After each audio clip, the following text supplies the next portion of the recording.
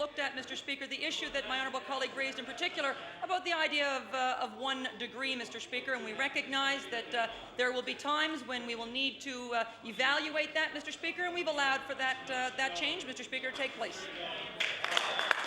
The Honourable the Member for Dartmouth North on his final supplementary.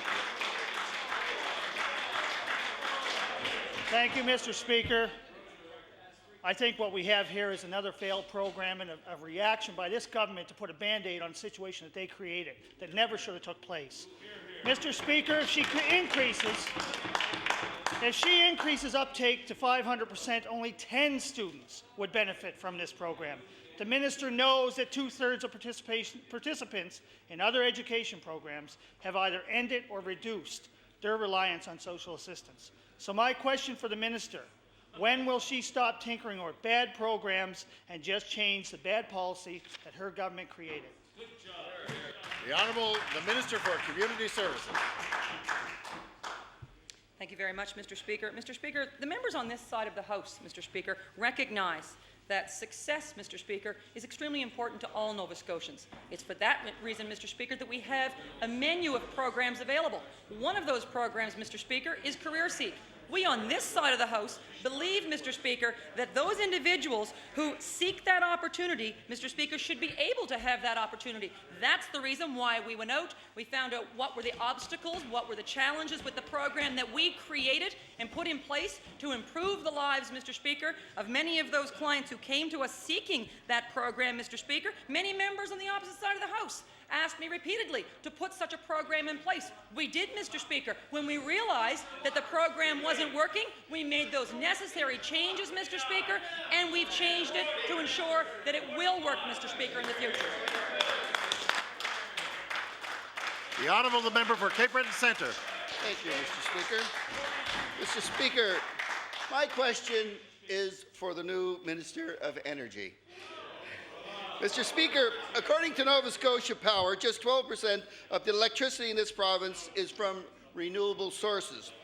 This number doesn't even come close to meeting the targets in the Environmental Goals and Sustainable Prosperity Act, so we're all agreed a lot more renewables need to come on stream. So I want to ask this minister, what legislation is he going to bring forward to ensure Nova Scotia meets its renewable energy goals? The Honourable the Minister of Energy.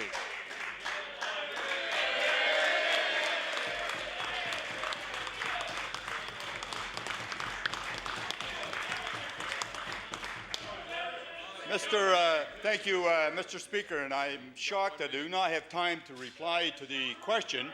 If that member had got to his feet early in the question period, I'd had the hour to reply. Mr. Speaker, our Premier and our leader has a vision and a plan for this province. And we have set aggressive targets for this province for climate change. Nova Scotia Power is working with this government, but our Premier has set the tone where this province will be in the future, Mr. Speaker. Our 5 priorities, and environment is number 1. And climate change, Mr. Speaker, is a priority with this government. We've set aggressive targets, Mr. Speaker, and we will live to those targets. The Honourable the Member for Cape Breton Centre on his first supplementary. Mr. Speaker, they've set goals that are not attainable. They work against Order, private please. people, Mr. Speaker. They're against private wind. They do everything to harm it. This province has no vision. That leader has no vision, Mr. Speaker. The Honourable the Minister of Energy. The time for oral question period has elapsed.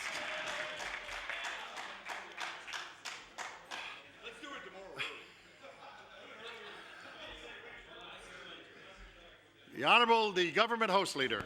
Yes, thank you very much, Mr. Speaker. Will you please call to order government business, public bills for second reading? Public bills for second reading. Yes, Mr. Speaker, will you please call Bill number 27, the Hospitals Act? Bill number 27, the Hospitals Act. The Honourable the Minister of Health. Thank you very much, Mr. Speaker, and this one is definitely going to be a short one. It's my pleasure to rise today and speak on Bill number 27, which is an act to amend Chapter 208 of the revised statutes of 1999, the Hospitals Act. Simply put, this does correct drafting error that was in the Hospitals Act. It clarifies the procedure procedures that hospitals must follow in obtaining consent for the release of patient records. So with that, I will move second reading of Bill number 27. The Honourable Member for Sackville-Cobequid. Thank you, Mr. Speaker. I too have a few brief words on this piece of legislation. From my understanding, Mr. Speaker, from the bill briefing from the minister's staff, that really this piece is more of a housekeeping agenda piece, Mr. Speaker, and that we don't have a true issue right now with this, and we'll support this going on to law amendments to hear from any of those interest groups who may have an opinion on the change of wording in this act under the Hospital Act, Mr. Speaker. So with that, I'll take my place. Thank you. Chair will now recognize the honourable member for Glace Bay. Thank you, Mr. Speaker. Mr. Speaker, I'll be brief as well, as my honourable colleague from the NDP has been as brief as I've ever heard him anyway, Mr. Speaker, in my time here. But the Hospitals Act is administrative in nature, and we know that district health authorities are supportive of this change, and it's nice to see the supporting organizations, who they are, and where the changes are coming from. We appreciate that, and we too will look forward to hearing more as this moves on to the Law Amendments Committee, Mr. Speaker. Thank you. Thank you. Chair will now recognize the Honourable Minister of Health to close debate on Bill number 27. Thank you very much, Mr. Speaker. I move second reading of Bill number 27. Thank you. So House ready for the question? Question has been called. All those in favour of the motion, please say aye. Against? Motion carried. 7, title and act to amend Chapter 208 of the Revised Statutes 1989, the Hospitals Act. Order that this bill be referred to the Committee on Law Amendments. The Honourable the Government House Leader. Yes, Mr. Speaker, would you please call Bill number 31, the Medical Act? Bill number 31, the Medical Act. The Honourable the Minister of Health. Thank you very much, Mr. Speaker. This one will take me a little bit longer. It gives me great pleasure to rise today to speak on the Act to amend Chapter 10 of the 1995-1996 Medical Act. Under this bill, investigative and disciplinary materials used in the College of Physicians and Surgeons disciplinary proceedings cannot be produced in civil court proceedings. This privilege is a standard in many jurisdictions and colleges governing health professions across Canada. It also exists in Nova Scotia under the new Registered Nurses Act, the Licensed Practical Nurses Act, and the Respiratory Therapists Act. Mr. Speaker, it is to systematically improve our healthcare system and best meet the needs of Nova Scotia. The college must have the power to honestly and openly address complaints and discipline issues. Physicians, complainants, and others feel that they are able to speak in confidence to their college. That the information they share will remain between the college and the physician. This act will maintain a separation between college proceedings and civil proceedings. College proceedings are intended to regulate the profession and protect the public interest. The purpose of civil proceedings is different. Specific methods for the discovery of evidence exist with that process. Standards for evidence and testimony in each of these proceedings are very different. Mr. Speaker, this act will ensure that a physician who provides private information to the college during its disciplinary process are confident that it will be used for the intended purpose. And with that, Mr. Speaker, I look forward to comments from the members opposite. I move second reading of Bill number 31. Thank you. The Honourable Member for Sackville-Cobequid. Thank you, Mr. Speaker. Too, it's a pleasure to stand to speak for a few minutes on the Medical Act and the changes we'll see with this legislation. It's my understanding, Mr. Speaker, that as the Minister stated, that this is involved in many different aspects or different acts that are currently on the books, not only here in the province, but throughout the country. And I think it shows the confidence that government or that governments have with the structure that we have that oversees, especially our health professions, Mr. Speaker. The Minister knows that I've stood several times over the last number of years to discuss the importance of self-regulating bodies to oversee health professions, especially here in Nova Scotia, and we've just had a few pieces of legislation go through that process, Mr. Speaker. That's why it's important, Mr. Speaker, that we need to have the confidence, and the public needs to have confidence that these regulatory bodies have a layer of protection, and not only for their own members, Mr. Speaker, but most importantly for the consumers or those who are assisted by that profession, especially in healthcare. It's extremely important that there's an avenue and there's a forum that, that complaints need to be heard in. And I think it's important that we ensure that those complaints are dealt with not in a secretive way, but in a protection way, to not only protect those who are making those complaints, Mr. Speaker, but those that the complaints are dealing with, maybe a physician or a healthcare worker, Mr. Speaker. The minister mentioned that that this change is in current legislation around the Registered Nurses Act, the Respiratory Act, and I believe there's another one. Yeah, the LPN Act. But it's my understanding from talking with his staff that those that line or those regulations aren't enforced yet, and that hopefully in the near future all those acts will ensure that that this change for the Hospital Act or the Medical Act will take place with those other pieces of legislation, Mr. Speaker.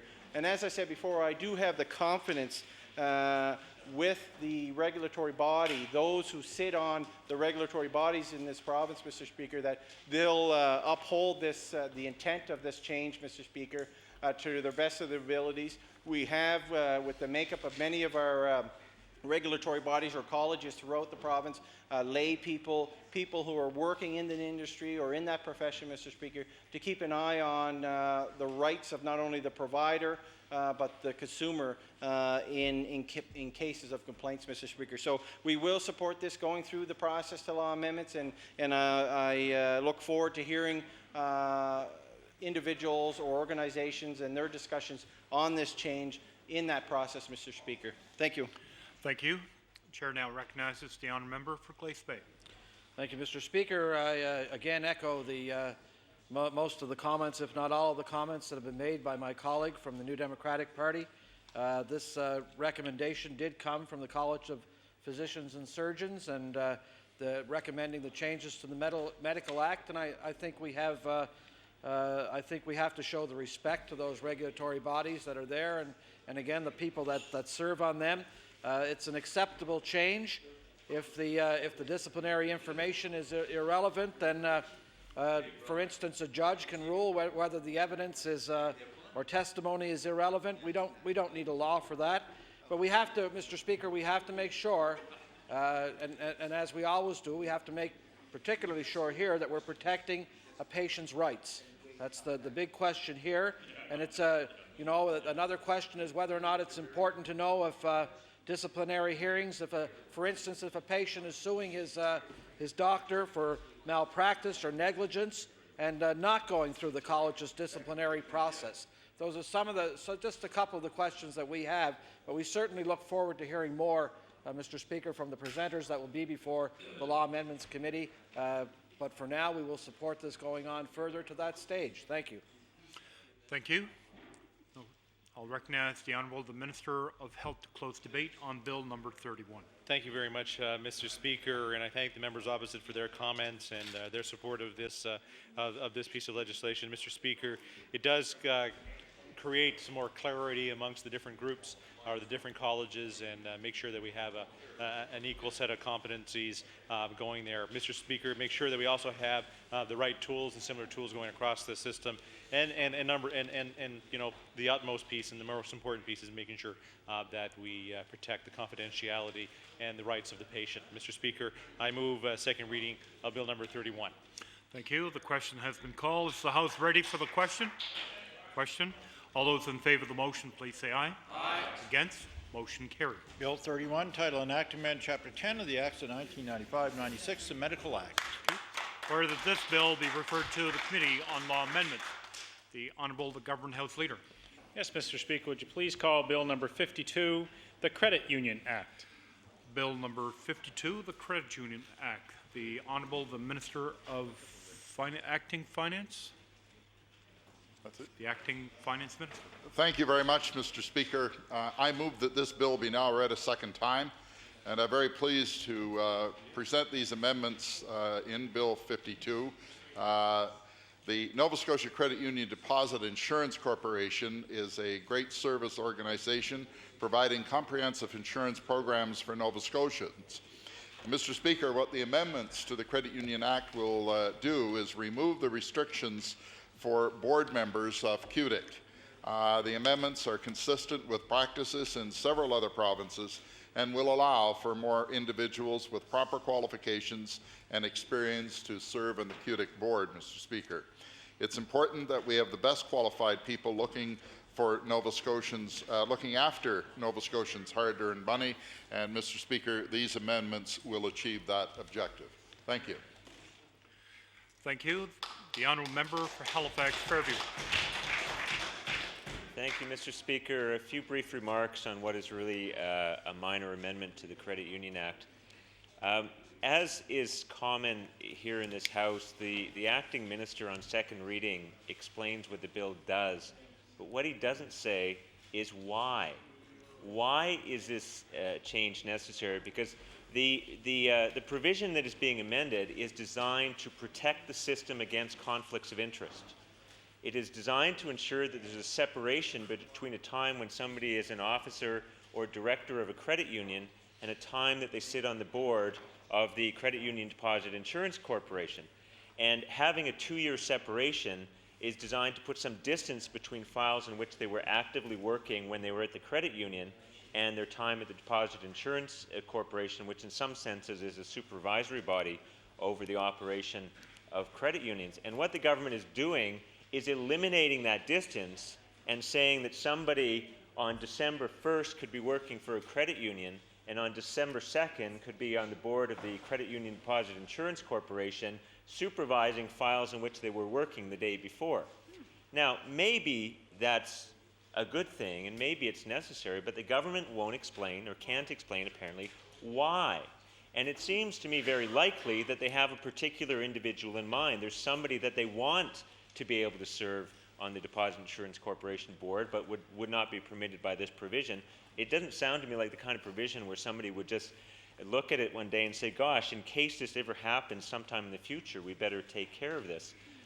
It seems to me they have somebody very particular in mind. Now, on second reading, approval in principle, we're not going to stand in the way, but it would be really helpful for us, for the House, for Hansard, if the ministers who bring forward this kind of bill could go beyond saying what the bill does, because we can all read that, we can all see that, to say why it is necessary and why this is an improvement over the existing legislation. Thank you, Mr. Speaker. Thank you. Chair now recognizes the honourable member for Halifax Clayton Park.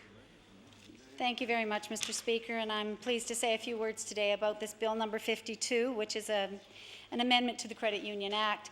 I would have to concur with the previous speaker, the finance critic from the official opposition.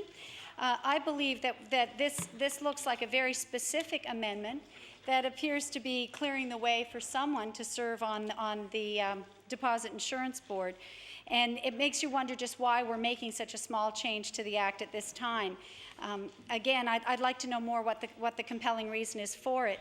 Mr. Speaker, I have the opportunity to sit as a member of the Human Resource Committee, and that's a committee that has looked over the years at how we can increase the number of people who serve on boards and commissions and in official capacities on behalf of the Government of Nova Scotia. And, you know, to suggest that we don't have a large pool of qualified, principled, intelligent Nova Scotians who can learn and contribute by being members of boards is an insult really to the people of Nova Scotia. What we see in the boards and commissions is that people sometimes stop applying because they are not selected, and they are highly qualified people who give it their best and submit all their paperwork and never hear back, thank you very much. And what we do on a lot of those boards is we recycle the same people through again and again. And I know other members of the House would concur with me that that happens all too often. And I think it's really important that we leave the playing field as wide open as possible to allow more Nova Scotians to participate in all of these functions that are so important to the management and governance of our province. So this change that the explanatory note gives us, essentially saying that it would allow that separation of 2 years that's currently required between sitting on the Nova Scotia Credit Union Deposit Insurance Corporation and being active in the Credit Union Central of Nova Scotia. I think in some ways is paving the way for somebody to move more quickly into that position on the deposit insurance corporation, and I'm not sure that it's entirely justified, Mr. Speaker. Again, this is in principle only, so I'm anxious to hear more from perhaps the people involved. Maybe the government will have more to say about it as we go forward. But it seems to me that in some ways we're just trying to speed up and allow people to continue to recycle through and serve in multiple capacities when we're not opening the door to others to play the role that they should be. And we should always be welcoming new people to be involved in those capacities, and younger people who might otherwise not have the experience, rather than staying within a very small insular pool. So I would like to be sure that that is not something that we're encouraging here. Again, it would help a lot if we had the compelling reason why this should be coming before us at this time, and why the business of the House should be diverted to look at this issue at this time. That would be very helpful. Again, preventing conflicts of interest is of great importance to all of us. And if the original act was designed to do just that, to make sure that there are checks and balances in the system and a separation of duties for people that are serving, I think that and those principles should be kept paramount in our minds as we go forward. But with that, this is second reading, and I am quite happy to sit and see if something comes forward at law amendments. Thank you very much. Thank you. The chair will recognize the Honourable the Acting Minister of Finance to close debate on bill number 52. Thank you very much, Mr. Speaker, and I thank the honourable members for their comments, and certainly the issues that they raise are issues that one would naturally want to consider. And we're bringing the legislation forward, first of all, at the request of the credit union movement within this province. And Mr. Speaker, there is another side to the issue that the honourable members referenced, and that is having the capacity to bring the experience of people who have been involved in the credit union movement to the Deposit Insurance Corporation, so that there is a person or persons there who have that experience. And sometimes in dealing with a gap of 2 years, people who are naturally active in things decide to move on to other things that they're interested in, and the credit union movement feel that they're losing the ability to keep these people on side. Now, certainly if the board of QDAC were populated with all of these people, I would certainly share the concerns of members opposite. To the best of my knowledge, there are no specific individuals spoken to me about, and certainly the government doesn't have any person or persons that they are interested in bringing forward with respect to this. We're doing so at the request of the credit union movement, and their desire is to ensure that they do not lose opportunities to have experienced individuals serving on the QDAC board. And having said that, Mr. Speaker, I appreciate the concerns expressed by the honourable members opposite, but I think on balance, the QDAC board would be well served with people of that experience, assuming, of course, that it's not totally populated with those individuals. Thank you, Mr. Speaker. Thank you. The Honourable Minister has moved second reading on bill number 52. Is the House ready for the question? Question. All those in favour of the motion, please say aye. Aye. Against? Motion carried. Bill 52, title and act to amend Chapter 4 of the Acts of 1994 of the Credit Union Act. Or that this bill be referred to Committee on Law Amendments. The Honourable Deputy Government House Leader, member for Hants-West. Thank you, Mr. Speaker. Would you please call bill number 55, Public Service Superannuation Act? Bill number 55. The Honourable the Acting Minister of Finance. Thank you, Mr. Speaker, and I move that this bill be now read a second time.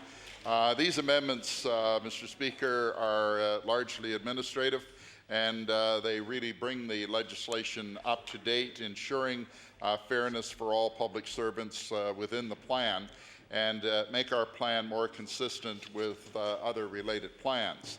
The legislation now better defines, through these amendments, the term spouse, which, among other things, better recognizes common law unions and gives credit for years lived common law prior to and continuing directly to marriage.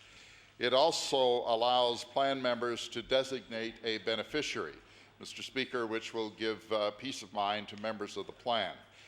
The amendments have no effect on members' contributions to the pension plan or to the benefits derived from the plan. The amendments contained in the Act are indeed administrative, but they will help ensure a better future of our public servants and their families, and I'm very pleased to bring this legislation to the House. Thank you, Mr. Speaker. Thank you. The honourable member for Halifax Needham. Thank you very much, Mr. Speaker. I want to take an opportunity to just speak very briefly on Bill 55. As we know, pension legislation is generally very complex legislation. This particular act is with respect to the pension plan for the public service here in Nova Scotia. And as the minister has said, primarily the changes that are being contemplated in this bill are administrative in nature. For example, bringing the definition of spouse in line with same-sex marriage and other pieces of legislation, both at a federal level, in terms of the Canada Pension Plan, for example, Mr. Speaker, and legislation elsewhere in our province. There, again, are one or two changes being contemplated here that we haven't had an opportunity to really learn the reason for the changes beyond changes that are quite apparent. So we'll be looking for some discussion, hopefully in the law amendments process, when people come in front of us who have a direct interest in the public service superannuation plan, to provide us with a little more insight into the implications for some of these changes. But Mr. Speaker, in principle, we certainly support the measures that are taken in Bill 55, and we're very happy to see it go forward through second reading to law amendments. Thank you. Thank you. The honourable member for Halifax Clayton Park. Thank you, Mr. Speaker. And I just wanted to say a few words on behalf of our caucus on the Bill number 55 with proposed changes to the Public Service Superannuation Act. Mr. Speaker, going through the changes, it's not a short act. These changes are fairly numerous, but I think many of them are simply updating and modernizing some of the components of this act. It is, of course, a very lengthy and complex area, as pension benefits are. Particularly the change around the definition of spouse is very important with our new legislation in place in Canada recognizing same-sex marriage, and also providing proper protection, Mr. Speaker, to common law spouses who, have often spent years together and should have the same rights and recognition as spouses who are deemed to be married in the more traditional sense. So I think that's very important as well. And I noticed, Mr. Speaker, that Clause 3 is clarifying some entitlements to purchase pensionable service for prior years where either the funds had been withdrawn or there had been no contributions made. And I think that's very important, Mr. Speaker. I do agree with the previous speaker who mentioned that there are details in this bill that we have not been apprised of, and I think it's important as members of the opposition that we have the opportunity to be briefed by departmental staff when there are a number of changes. And I will commend the Department of Service Nova Scotia Municipal Relations, because on the municipal relations side they always come to visit and explain what changes are being proposed, even when they are housekeeping changes. And that takes away a lot of the uncertainty. It removes a lot of of the question marks that we might have otherwise, and in fact allows legislation to move much more smoothly in this House. And in this particular act, I haven't had any opportunity to be briefed, so it is of some concern to me that there may be aspects here that we will only learn about at law amendments or only through our own digging. So that's simply a suggestion for future as government bills come forward. It certainly is a great assurance to members of the opposition if they have the opportunity to speak directly to some of the changes before they're even presented here on the floor. But in speaking about the opportunity to purchase pensionable time for prior years' service, I think that's very important, particularly as a women's issue, Mr. Speaker, because very often women have time where they have not received pension, but they might be eligible to purchase that time later on when they're back in the workforce, or if they've taken periods of time off work but they're still considered to be employees. I'm not sure if this will cover that directly, Mr. Speaker, but it's an issue that needs to be raised, and I think we need to do all we can in our legislation to facilitate women participating fully in the workplace and preparing for their retirement years, when that is often hindered by the fact that they take time off to look after not only children but often to look after elderly parents as well. So I'm hoping that there will be more in the Act that might as well be of assistance to women and anybody, in fact, whose careers are interrupted with caregiving, because that has been a major concern for women's groups for many years, that women retire without the proper pensions and often retire in poverty. And that is something that all of us should be aware of, because they work hard through their years and perhaps simply don't have the number of years that they've been paying into pensions. We feel that in many ways the Act does recognize that we've caught up with the times and redefined so many of the definitions that we need, whether it be what defines an employee and so on. So overall, Mr. Speaker, I'm satisfied that these are changes that are required and in fact modernize our Act, but I would like to be better apprised of some of the details, and I hope we'll hear more about it at law amendments. Thank you very much. Thank you. Chair will recognize the Honourable the Acting Minister of Finance to close debate on Bill number 55. Thank you, Mr. Speaker, and I want to thank the honourable members for their comments.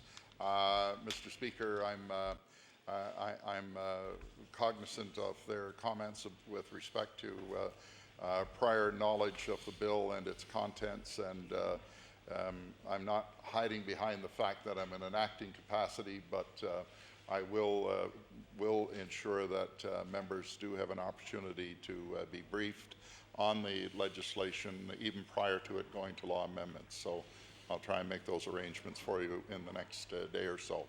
So, Mr. Speaker, with that, I'm very pleased to see that the bill seems to, the indications are that it will proceed to the next stage of the legislative process. Thank you.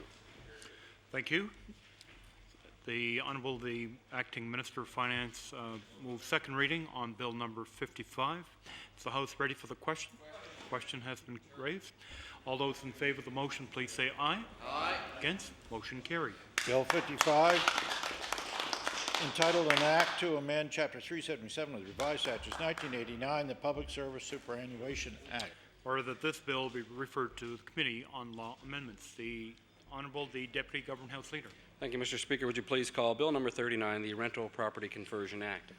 Bill number 39. The Honourable the Minister responsible for Service, Nova Scotia and Municipal Relations.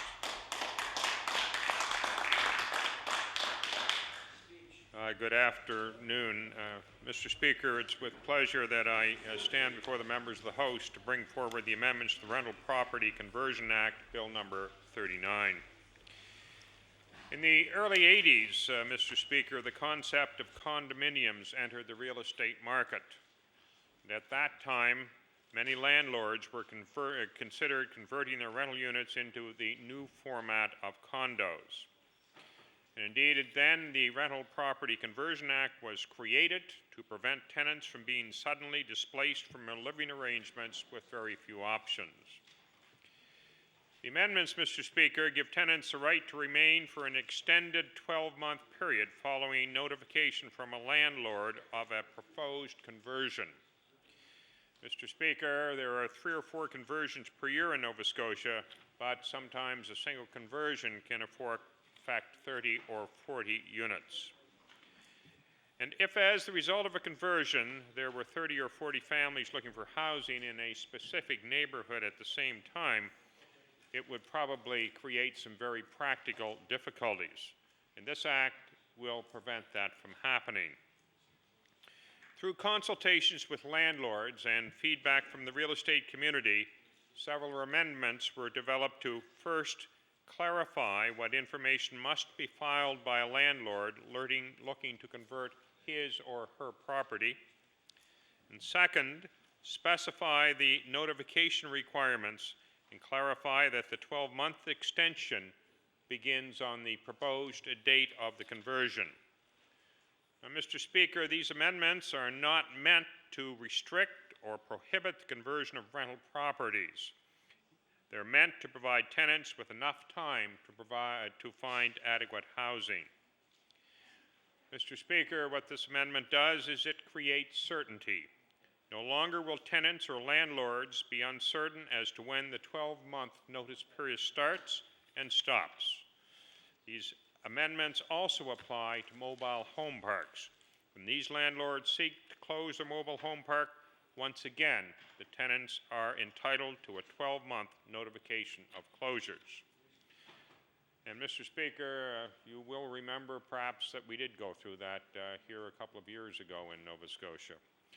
These amendments, Mr. Speaker, will help make the Act clearer and easier to follow for the landlords in the province, and they do so without weakening any of the protection in place for tenants. And Mr. Speaker, with those few comments, I'm pleased to move second reading of Bill number 39, the Rental Property Conversion Act. Thank you.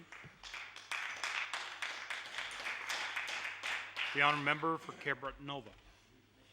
Thank you, Mr. Speaker. It's also a pleasure to rise on Bill number 39, Mr. Speaker, the Rental Property Conversion Act, Mr. Speaker. And I'm glad that my colleague across the way had mentioned about not hurting people that are living in those mobile homes, or not the residents that are living in those, or residents that are living in properties that are going to be converted into condominiums. Mr. Speaker, it gives them a little bit of insurance that they won't be throwing out, and it's a bill that's probably long overdue since the 80s, but it also clarifies the act, and it clarifies the regulations, and that way, as my colleague across the way had mentioned, that you wouldn't have a whole neighborhood of people looking for rental agreements or being put out in such a short notice, but with a 12-month period from the date of the property conversion is a good thing. It gives people time to relocate, especially people with families and other people that are in that neighborhood that would actually have to relocate because of the proposed conversion. Mr. Speaker, I too am looking forward to moving this bill forward to second reading and going forward to law amendments. Thank you very much. Thank you. The honourable member for Halifax, Clayton Park.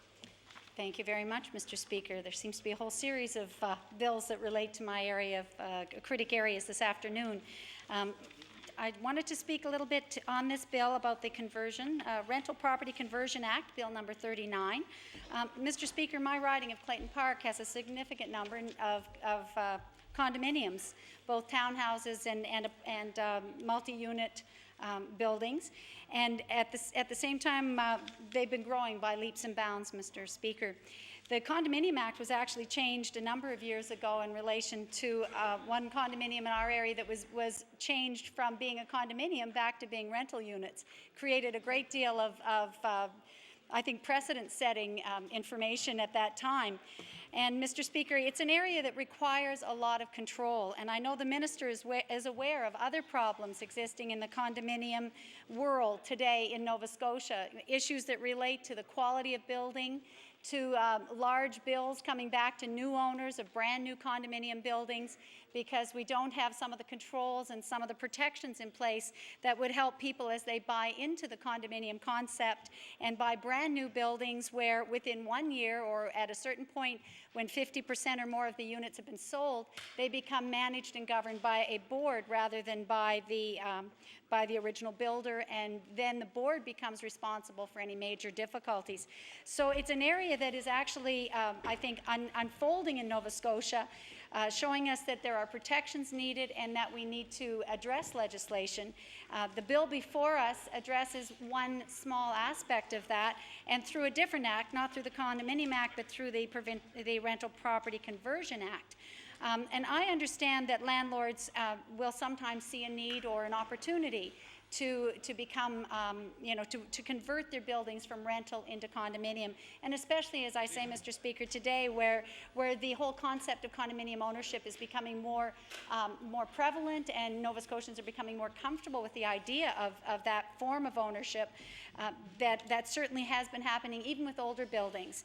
And Mr. Speaker, a short while ago, maybe it was about 3 or 4 years ago actually, in Clayton Park, I had a building that was being converted from rental to condominium units, and I had many calls from residents at that time who were, what the building had done was change their lease to go, all their leases to go month by month as they became due, and people who were staying on were exposed to a lot of noise, a lot of disruption, with work going on all day long and into the night on improvements to the building before it was going to be sold as condominium units. And there was really no protection there in terms of them staying in their units. They only had a month-to-month lease, which put them under stress about, as the minister has said, about trying to find alternate locations to live in a fairly short period of time, and particularly if they didn't like the noise, they had to pretty much put up with it until they could relocate. But I do think that it might be good to put in there something around the conversion that would consider the disruption that comes, because when you're converting a building, Mr. Speaker, it's generally a building that has been occupied for some period of time. It's going to require improvements in order to be sold at market price. And I think there are, and could be expected, a lot of disruptions during that period of time. And that might be something that people who are renting and spokespeople or stakeholders that are representing renters might have something to say about in terms of protecting them during that period of time when there are noise and disruption and significant impacts on their lives if they're living in a building that's being converted. At the same time, I really applaud the idea of giving them a 12-month stay as a renter during the period after the conversion has taken place, because that allows those tenants the security of tenure, which is missing in a lot of instances in our Residential Tenancies Act as well. The security of tenure is not there that should be, and that advocates for the poor recommend, Mr. Speaker. They would like to see greater control and greater assurance that people won't be evicted for spurious reasons, and that they will be given the security of a home when they're not breaking any rules and when they're paying their rent on a regular basis and so on. And this will allow that for those people who have the misfortune of being in a building that is going to be converted. At the same time, I think it's really important to say that owners have the right to make the best use of their properties, to make the decision to convert. That's a business decision. And we understand that people who own multi-unit buildings and condominiums or want to convert to condominiums have that right as a business owner to make that decision. So our job here in the legislature would be to provide the greatest protection that we can for the people that are renting units in those buildings as they go through that transitional period. So the notification to the Director of Residential Tenancies is important. I'd be interested to know just what level of information is being required. Clause 3 of the changes adds that this will be regulation making power to prescribe a form of statutory declaration. I guess that means that through this Clause 3 change, the Director of Residential Tenancies will determine what the form looks like and what will be asked of. But it would be interesting to know what exactly the owners would have to provide to make that conversion. Again, that's just more out of curiosity to see where we're going with that, because we do prefer to know the detail rather than leave it to regulation as a general rule. But the protection to the tenant is there, Mr. Speaker. I believe that we should be extending security of tenure to more people in this province, and this certainly gives a little bit of that security to those that are caught in this very specific instance. I hope we'll be seeing more changes that will be improving lives for people who are tenants in this province. Thank you very much. Thank you. The Chair will recognize the Honourable the Minister for Service, Nova Scotia and Municipal Relations to close debate on Bill number 39. Thank you, Speaker, and I want to thank the members opposite for their helpful observations and interventions. And, Mr. Speaker, I look forward to this bill returning from law amendments. Thank you. Is the House ready for the question? Question. All those in favour of the motion, please say aye. Aye. Against? Motion carried. Bill 39, title an act to amend Chapter 399, the revised statutes 1989, the Rental Property Conversion Act. Order that this bill be referred to the Committee on Law Amendments. The Honourable the Government House Leader. Yes, Mr. Speaker, will you please call Bill number 41, the Municipal Government Act? Bill number 41, the Municipal Governments Act. The Honourable the Minister for Service, Nova Scotia and Municipal Relations. Thank you again, Speaker, and I am pleased to rise before the House to bring amendments forward to the Municipal Government Act, Bill 41. The MGA is the provincial legislation that lays out the framework used by municipalities to govern their citizens. As requested by the Halifax Regional Municipality, the province, with these changes or proposed changes, is providing it with the authority to allocate supplementary education funding where the municipality believes it will make the most impact. These amendments will allow an agreement reached between the Halifax Regional Municipality and the Halifax Regional School Board to take effect. And, Mr. Speaker, I want to reiterate at this point that this amendment is being proposed because of an agreement with the Halifax Regional Municipality and the Halifax Regional School Board. We are also amending the Act to give municipalities the authority to assign more accurate civic addresses to parks and recreational areas.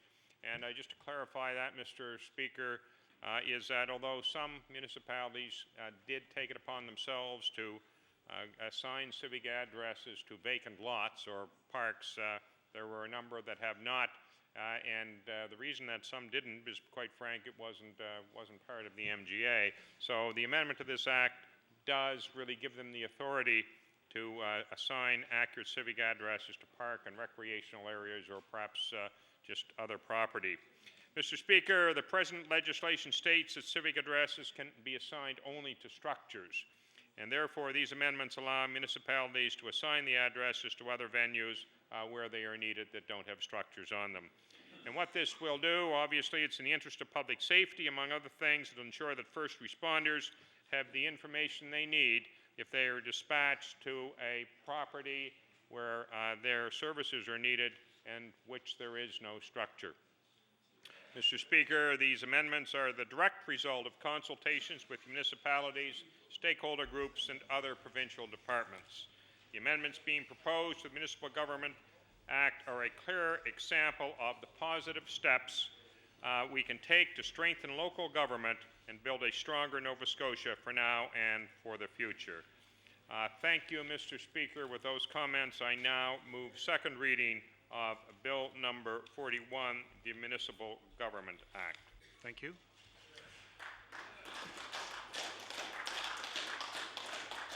The Honourable Member for Cole Harbour Eastern Passage. Thank you, Mr. Speaker. It's my pleasure to rise today to speak to Bill number 41 and certainly thank the Minister of Service, Nova Scotia Municipal Relations for bringing this forward, an act to amend the Municipal Government Act. There are two important pieces to this, and I think that certainly the provision for civic numbers to be allocated to vacant lots, sports fields, trailheads. I can think of a number of situations within the riding of Cole Harbour and Eastern Passage that this is particularly relevant.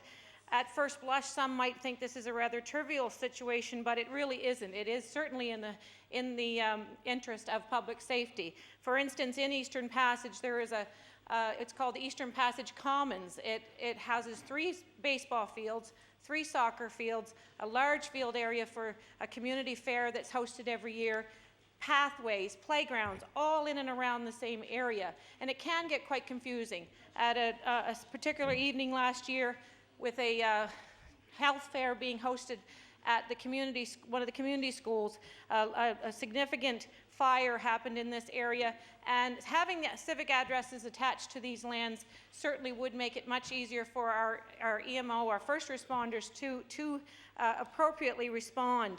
And the trails and trailheads in the riding, no doubt across the province, they have parking areas where, you know, we're all out there being active. We have the unfortunate situation of coming back to our cars potentially having been vandalized, or even in your own health situation, fatigue. You are in need of help, and there really needs to be civic addresses attached to these.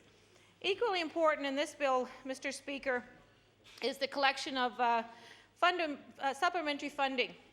This is certainly a contentious issue. For my colleagues in the chamber who have had the same background as myself on municipal council here in HRM, it is an ongoing and divisive issue, supplementary funding in and of itself. I had the pleasure, Mr. Speaker, of being part of a working group that allowed councillors, MLAs, Halifax Regional School Board, and HRM staff and administration to work together to come up with some solutions, perhaps recommendations, that would address the issues in and around supplementary funding. The message came out loud and clear, Mr. Speaker, that I think this is certainly potentially a Band-Aid for now. People are willing to pay supplementary funding for now. It was a clear message, loud and clear, at that working group that provincial education funding falls short here in Halifax Regional School Board. This is a Band-Aid, and I'd like to think for another day the debate can go on and the solutions can go on to raising the provincial education funding to the level that it should be. But for now, Mr. Speaker, I think that this bill sends a message as well to Halifax Regional School Board and HRM in addressing the collaborative approach to this issue. It is a message loud and clear that we appreciate the work that they're doing, and they've come up with a solution, and this is in a way of supporting it, the necessary steps to do that. Families in Halifax Regional School Board and HRM, they want equal access to the education that is out there, Mr. Speaker. They're willing to pay for it through supplementary funding again. I reference for now, if they have to. And this bill will certainly allow the school board to utilize the money right across the board in all jurisdictions within that board. It's a positive move for the students in our schools, and ultimately that is the goal. We have no objection to that, Mr. Speaker. Certainly my understanding as well is that this French School Board and UNSM are all in favor of this as well. So in that, Mr. Speaker, for now we look forward to moving this to the Law Amendments Committee, can support it, and I look forward to discussions at a later date, again, to bring the provincial education funding to the appropriate amounts for Halifax Regional School Board at a later date. Thank you. Thank you. The honourable member for Halifax Clayton Park. Yes, Mr. Speaker, it gives me pleasure to rise and speak about Bill 41, which is an act to amend the Municipal Government Act. As was mentioned, the MGA Act sets out all of the powers and extent of governance for our municipalities, so any change to them is important. It was good to hear that in this particular case, UNSM is fine with the changes that are recommended, so we're on side there. These changes, particularly the supplementary funding changes, are unique to HRM. And I think it's important to talk a little bit around that to begin with, because this has been an area of concern really from the time of amalgamation in HRM more than 10 years ago. There was a historic difference in the funding for education within the municipal units that were brought together. Halifax had the highest level of extra supplementary funding that was an amount raised from the tax base to go to Halifax schools. At the time, there were 38 Halifax schools that received a significant amount of money in addition, so that they could have far better programs in arts and music and even French education, a number of other areas that were supplemented as a result of that funding. Dartmouth as well had a commitment to that, but the areas of Bedford and the old county of Halifax did not provide very much in the way of extra funding to the schools. And as a result, the new HRM Council came together with some real disparities among them in terms of what programs were offered and how that was funded through the tax base. And Mr. Speaker, I also had the opportunity to sit on a committee. I'm not sure if it was the same one as the honourable member just spoke, but I sat there when I was education critic a couple of years ago, along with the member from Timberley Prospect who represented the NDP on that committee. It included members of the school board. It did not include a member of the government, although they were invited to sit on the committee, they refused. And the point of the committee had been to try and hammer out a solution that would be long-term, that would allow the school board to provide the best level of education they possibly could to all schools across the entire HRM, because the old legislation as well required that any money raised in a particular one of the old 4 municipal units had to be spent in those 4 units. So if the money was raised from the significantly bigger tax base of Halifax, it couldn't be spent on a school that would be outside of the old boundaries of Halifax. And you can only imagine how difficult it was for the school board, and remains to this day, for them to maintain essentially 4 sets of books about money raised in each of the 4 areas through either supplementary funding or area rates, and how they could spend it and keep it within those geographic boundaries. So, and it really has tied their hands in terms of providing the best level of special programs and enhanced programs to all of the students in HRM, because really they could provide music and art that would have served students from both the old county, for example, and Halifax. Even in my school, my high school in my area, Mr. Speaker, Halifax West High School serves students from the Brookside area, which is a former county, and they are mixed with students from Halifax, and the school is in Halifax. It created difficulties when those 2 school communities were being blended. And luckily, the people who sat on the steering committee there from the community were able to work all that out so that there is no disparity. But you can see it creates legal problems. And the fact is that this bill before us now has found a way to come to a decision which was not easily reached, I'm sure, where both the HRM Council and the school board have come to an agreement on what can be done. And that is really a very momentous moment for us, because this has been an annual cause of great concern. Every single year it arises at budget time at HRM, and it does split the councillors by geographic area. And has been a cause of a lot of disputes. So I think it's much better that they've come to an agreement. I think it is appropriate that the province move forward to endorse it so that they have the legal power to do what they would like to do. One thing that I was assured of was that the existing programs for art and music are not going to be dismantled in the old city of Halifax. And Mr. Speaker, it's difficult for me to take off my hat as a resident of Halifax, because I don't want to see the few programs that we have that are outstanding in this province dismantled. I think that's a step backward for everyone, and we should be setting the bar high so that across the province, when we have good programs and we've tested them and we know they work well in schools, we should be trying to replicate them and extend them to every corner of the province. And we should, at all costs, resist the temptation to remove programs and bring us down to the lowest common denominator. And I was told that the agreement they've reached will respect the programs that are currently in place, and I think that's important. And that they've also made an effort to even out the tax rates that will be charged, because I know this is going to mean an increase in the taxes for some corners of HRM, because they have up to this point not paid that additional funding towards education. And so the HRM has arranged that this will be evened out over a 4-year period. And I think that that's important too, that it not be done in one fell swoop, because it would create some real hardship for our homeowners and property taxpayers. And I think we want to guard against that as well, Mr. Speaker.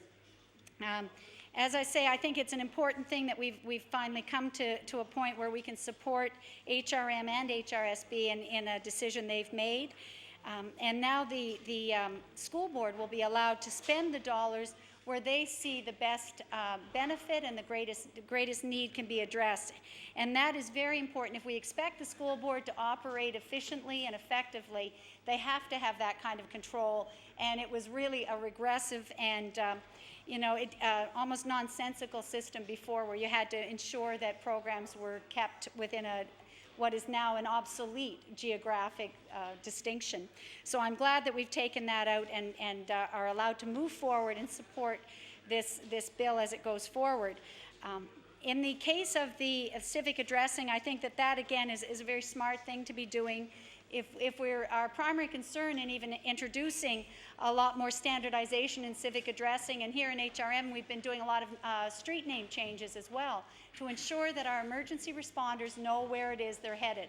And again, because of amalgamation, we had a lot of streets that were duplicated within the region. And that meant that sometimes our first responders were heading to the wrong location. And to try and respond to that, there's been, again, another very big initiative in HRM, which has been to rename streets. And as you can appreciate, Mr. Speaker, that creates its own set of circumstances when people have a real affinity for the name of the street they've lived on for a generation, or an attachment to that name. It's been a little bit of disruption to decide what new names should go in place and how we can move forward. But people understand that it's being done so that safety comes first. And I find that even though people may resist it, they do understand the reason and are all for it. And again, because accidents can occur in any corner of the municipality, it's not always at a civic address that you can report. Therefore, it's very important, Mr. Speaker, that we allow citizens to know where they are precisely. And another interesting thing is that when you call 911, you might have a call answered in another part of the province entirely. The person who takes your call might be in Cape Breton at the time that you pick up the phone. They would have no knowledge of which corner you're at when you try to describe how you're, so many blocks from a certain location. It would be unknown to them. And that means a lot can be lost in translation as they call that emergency on to someone else. So I think that having a number clearly takes away that kind of confusion. And nowadays, with our civic addressing and the GIS information that's available, we can ensure that there won't be mistakes made and that people will be assisted as fast as possible from whichever of the emergency responders are needed. So with that, Mr. Speaker, I look forward to this bill going to law amendments and to hear from others if there are any issues that we have not yet considered. Thank you very much, Mr. Speaker. Thank you.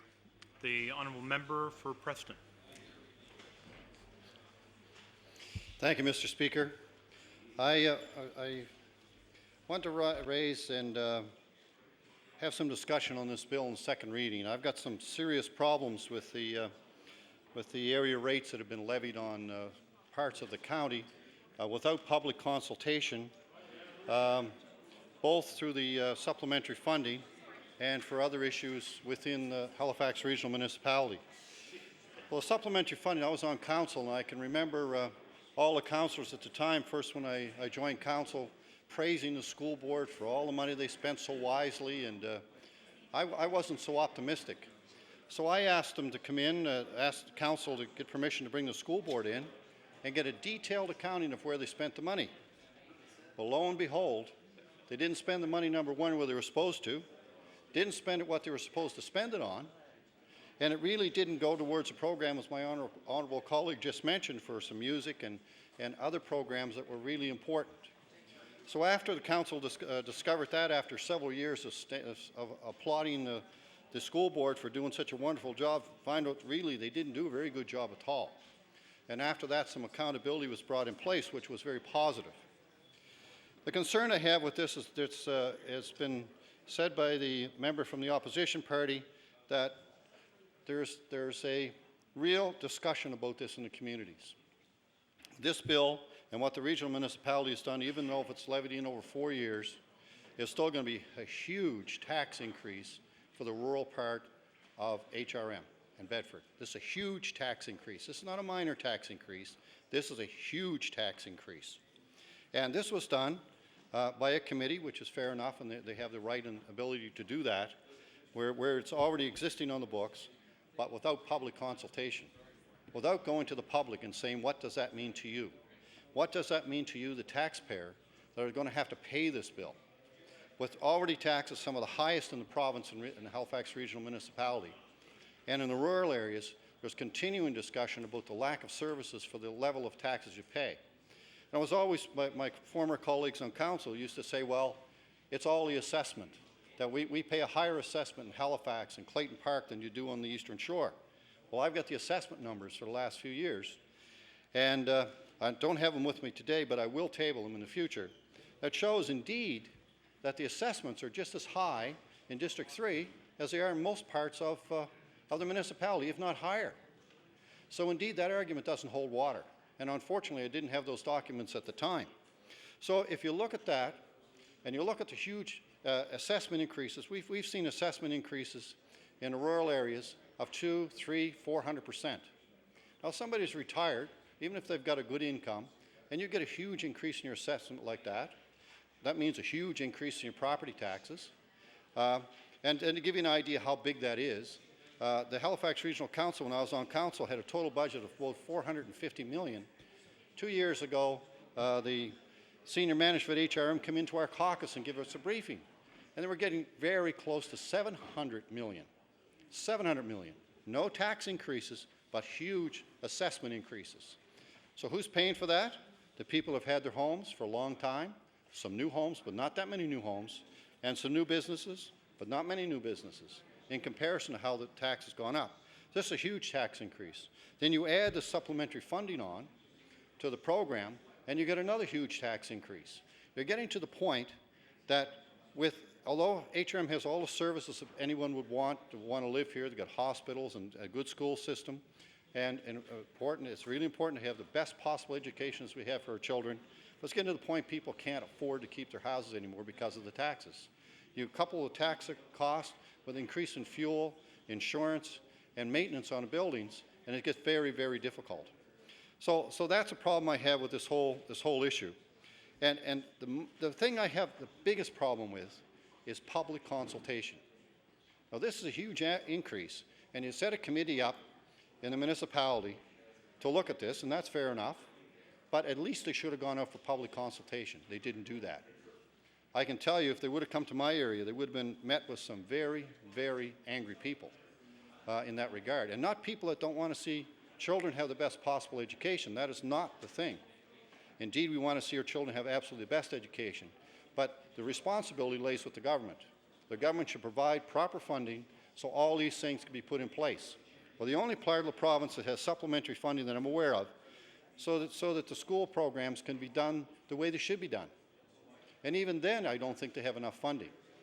We have excellent teachers. We have parents that help in our schools and do all the things we should be doing. But if the province would come up with the funding, the province, I believe, is committed to doing some of this funding. Does that mean if the province is going to come up with the funding, the shortfall in funding for education, that indeed we're going to eliminate this supplementary funding to schools, because they'll be able to provide the programs that they're supposed to be starting and mandated under the provincial mandate for providing education. Here, the property tax owners are paying for this. So I have real serious problems with that, and I want to really see some amendments in this bill. The other thing I would want to see, based on what I've seen in the past when being on regional council, this act should also indicate that a detailed public report should be provided by the Halifax Regional School Board showing where every single penny of this supplementary funding was spent in every school every year to regional council. So they can review this and say, yes, it was good investment. Because before they were spending stuff they were supposed to be spending on sports enhancement programs, music programs, all things that would enrich the lives of our children. They're spending on carpets, building maintenance, all kinds of things. And I hope that that's eliminated. But it was sure nice to know for sure, as a taxpayer and as an elected representative, that indeed those monies are being spent properly. So that's an amendment I'm going to try to put forward when we come back for amendments on this bill. And it's simply public accountability. And I don't have much confidence in the school board that they will spend the money properly based on the past history. Now, I know the schools themselves, when they finally get that little bit of money they get to work on the programs, they use it very wisely. The trouble is they have oftentimes difficulty accessing that money.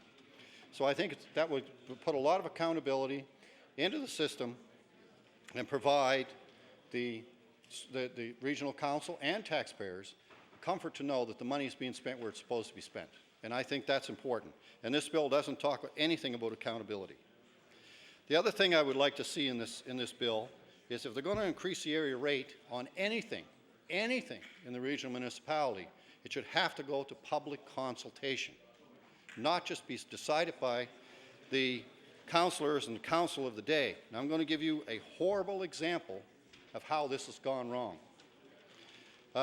In my riding, there's a street called O'Connell Drive. And it's, yes, it is all paved now. And I'm going to have a discussion about that right here and now, because it goes to area rates and how important that this is. And everyone in this place that works in HRM should listen to this very, very carefully, because this actually did happen. What happened was, and I really appreciate the concern shown by the former Minister of Transportation and Public Works, who took the concern of the community at heart and decided that they had a special program to pave from the number 7 highway up to O'Connell Drive School, a road that is owned by the province of Nova Scotia. And unfortunately, the road should have been paved when the school was built, and we were in government at the time, but we didn't realize that there'd be so many people attracted to that P3 school, which actually did happen. People moved into the communities to go to this very special school, and it is a very special school. And what happened was the road became impassable in the wintertime. You couldn't get through it. It was closed because it was beat up so bad from the big school buses, the people that went back and forth, dropping their kids off, the school teachers. It was horrendous. And again, I want to thank the minister for making a program available to do that at no cost to the residents, because it was a provincial road. That's all fine. Everything worked well. Took a long time to talk him into it, but he finally realized how important it was. And it was important. It was very important to the residents on the street and to the children that went to the school and to the parents and the teachers in the school. So it just was a proper thing to do.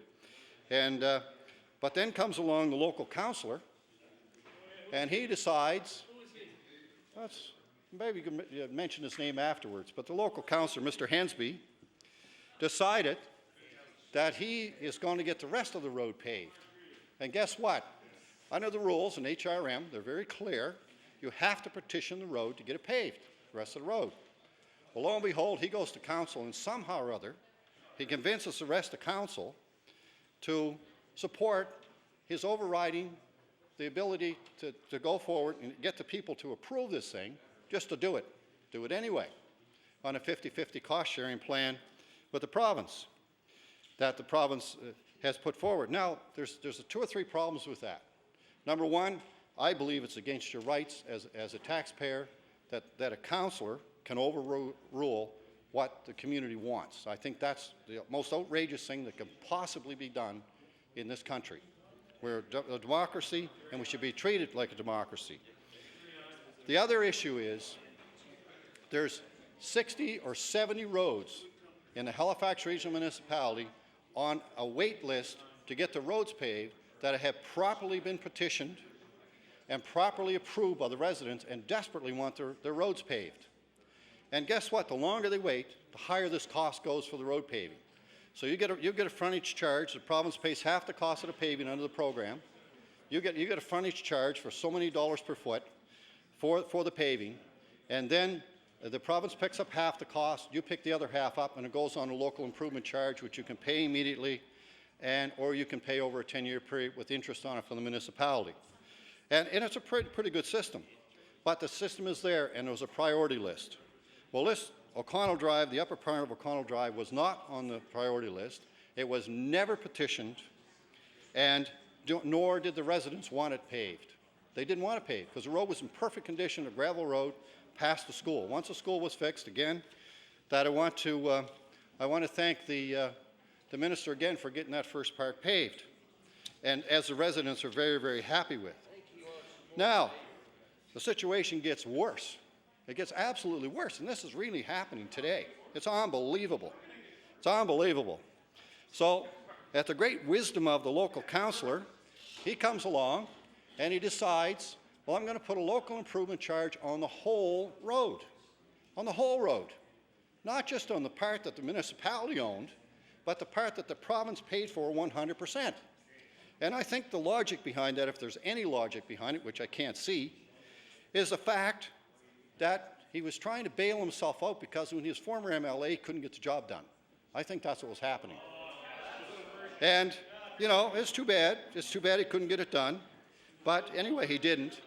And we have a wiser minister maybe than we had at that time. I don't know who the minister was, but anyway. But it goes to show you that the people on a provincially owned road can be asked to pay for a local improvement charge for a section of road they don't even live on. They have no participation in a public process to see if this can be done. Nothing. And bang, the municipality figures they can charge him for this. Now that means if I get my road paved in front of my house that the province owns, totally owns, always will own probably until the municipality takes all the roads over, that I'm going to have to pay a local improvement charge to get my road paved because the municipality needs some extra money? That's what this means. And when I was on council, the rules for area rates were changed. If you're going to put a new area rate on, one, you had to have public meetings. You had to talk to the people about it and give them the pros and cons. And then we come up with a ballot system that the property tax owners would fill out and mail in and say, yes, we're in favor of this, or no, we're not. And basically that put the local improvement charge, if it was something that the community was really interested in, very important to the community, they made a decision on it, as they should do. Because if they're willing to pay extra for a service, they should definitely get the service, no question. This definitely was not followed in this case. I've never seen anything like it. It's unbelievable what happened. And if I was the people living on the roads that already had my road petitioned to have paved, and on the waiting list, some of them for over 10 years, I'd be really angry about this. I'd be really angry. Probably the truth is they don't know about it. They do not know that this happened. This actually happened. And just coincidentally, this is going to regional council tonight. It's going to regional council tonight. And I can tell you the people in the community are irate, to say the least. This is the worst abuse of power that I've ever seen in this province. It's the worst thing I have ever seen. And the residents even come up with a petition after this was all done because they were wondering how the road got paved. Well, so how did the road get paved? Nobody knew. But afterwards they were told, we'll have a public meeting about it. So they had the public meeting and they were told, and I was at the meeting, they were told by the local councillor, I decided this was the best thing to do. Best thing to do. He has to pay nothing. The people on the street have to pay nothing. And pretty well all the lots on that street are all occupied. Order, please. The Honourable the Minister of Agriculture. Yes, thank you, Mr. Speaker. Mr. Speaker, I rise on a point of order. The Honourable Member for Preston indicated that the worst abuse of power that he has ever experienced, I think he just communicated, was the paving of some Citizens Road out in his riding in the Lake Echo area, and O'Connell Drive specifically. I wonder, was that member not in the House when his colleague, the former Minister of Transportation, Richie Mann, and the then Federal Minister Dingwall swiped away $13 million from the Strategic Highway Improvement Program to put a toll road up in the Quabiquid Pass, when in fact the citizens were not consulted in Cumberland and Colchester County? You talk about abuse of power. They literally, Mr. Speaker, you would remember, they swiped that money away from the Strategic Highway Improvement Program, millions and millions of dollars, and Nova Scotians, in fact, and especially the trucker industry, are still paying today. So I'm not sure if that member was in the House, but I would like him to answer that question. Was that not an abuse of power? Well, the Honourable Minister, no, this is not question period to begin with. It's not a question period. And it's not a point of order. It's a matter, maybe it's a good point for the record. We will return to the honourable member for Preston to continue. Thank you very much, Mr. Speaker. Thank you very much, Mr. Speaker. Go on. The Honourable Minister of Agriculture is talking about abuse of power and how horrible this highway was that Cobequid passed. And his premier just the other day said they're going to P3 programs again. So they must figure it's a pretty good program now. When I talk about the abuse of power, I'm talking about the abuse of people's rights. And people's rights, in this case, people were supposed to be, it's a policy of the regional municipality to have public consultation prior to committing people to pay for services they had. And this is individual people on an individual situation. Now, as I was starting to say, almost all the properties along O'Connell Drive are occupied by homes. Very, very few, if any, empty lots. Now, it just so happens that the only one that would really benefit from this, except for the nice road that you would drive on, it is a beautiful road, and it's no question about that, and it's nice to have a road paved, is a contractor that happens to be building off of that road, which he has to build, and has to build paved roads, which is a proper thing to do, and it was done in the municipality some time ago. So, it raises all kinds of questions of what happened here. This is clearly an abuse of power. It's clearly a situation where the regional councillor has taken upon himself to overrule all of the rules of the municipal council, all of the rules of fairness, and all of the rules of democracy to service something else. I don't know what that is. I wish I could find out what it was. But we can't find that out. And at the end of the day, we end up with people with a bill that they don't want. Some people are, people on a very tight budget. And again, as I talked about, the taxes increasing rapidly in HRM. Now supplementary funding going to be added to the tax bill. And then a local improvement charge in your tax bill. You've got a serious problem on your hands when it comes to paying your tax bill. And that's not right. It's not right. If you decided that you wanted this work done, that's one issue. But when it was forced on you, and you didn't even know it was going to happen, and then you get a bill in the mail and says you've got to pay it, or else we'll sell your property to get the money back, and that's exactly what will happen, because I've seen it with other local improvement charges. There's a serious problem here. So I would want to see some amendments in this bill that would make it accountable and a transparent system for area rates. And this has got to happen, because there must be other examples of this. I don't know any of them in regional municipality. However, I do know that a lot of area rates were added on just after amalgamation by the same councillor were not publicly advertised as they properly should have been. We ended up with a District 3 area rate, capital area rate, with a huge amount of money in it. We ended up with a fire rate, which we desperately needed, was very, very high. We ended up with street lights that we paid twice as much for street lights in the rural area with fewer street lights than you did in downtown Halifax, actually double under the area rate. And the list goes on and on.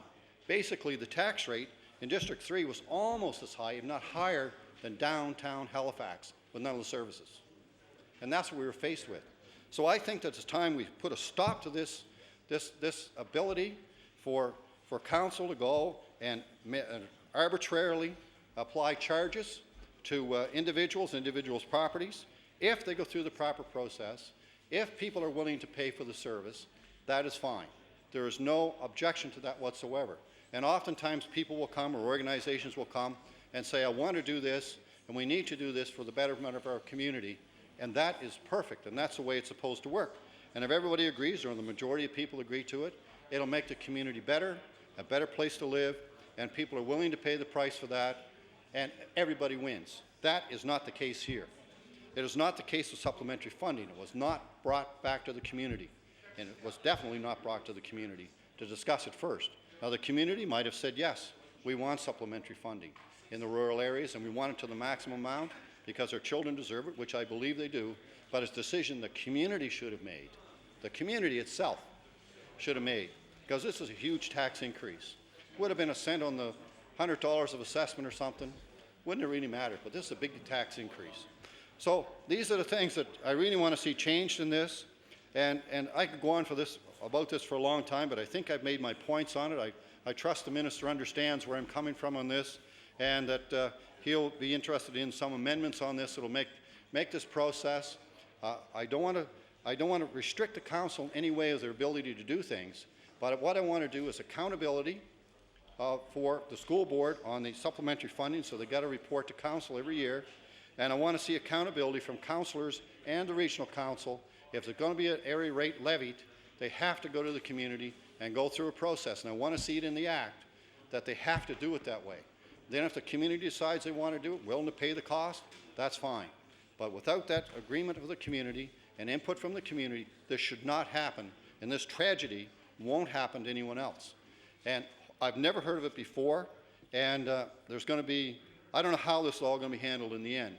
But my suggestion would be that if the regional council approved this, all this cost should be strictly 100% of the regional council come under the general tax rate, and that's the end of it, because the people never asked for it, don't deserve to pay for it, and they actually gain very little from this when people peripheral to them potentially did gain a lot, because it's a lot easier to sell a property if the road all the way to it is paved. And I'm not saying that's what transpired, but I can tell you, there's all kinds of rumors out there from the community what happened. I don't know if they're true or not, but it just makes you wonder. And this abuse of power has got to stop. We've got to be more transparent. We've got to have public input, and we've got to ensure that if there's a system set up like the priority list they had for the roads, those are not meddled with. Let people that assign them first, as they're supposed to be, get on a list, get the properties and the roads paved. And in some of these situations, these roads desperately need to be paved because they were in very, very, very bad condition. And the only way to cure them was to upgrade the road and pave them. And, as you go through this process, it's important that you have some kind of structure. So if you're a taxpayer in the area, you know what to expect. You go into a situation that you know what to expect and know what you're going to have to pay. And with those few words, I take my place and welcome the comments from the minister, and hopefully they'll entertain some amendments on this for accountability and transparency. Thank you. I'm going to recognize the Honourable Minister of Environment and Labour on an introduction. Please. Mr. Speaker, and in the gallery opposite, we want to welcome two young people who've been to the House for the first time, Hannah and Joey Taylor, along with their parents Britt and Michelle. And we welcome them. Britt actually took me door to door in 1999 and helped me win my first campaign. So we're delighted to have them here. Let's have them stand and we'll welcome them.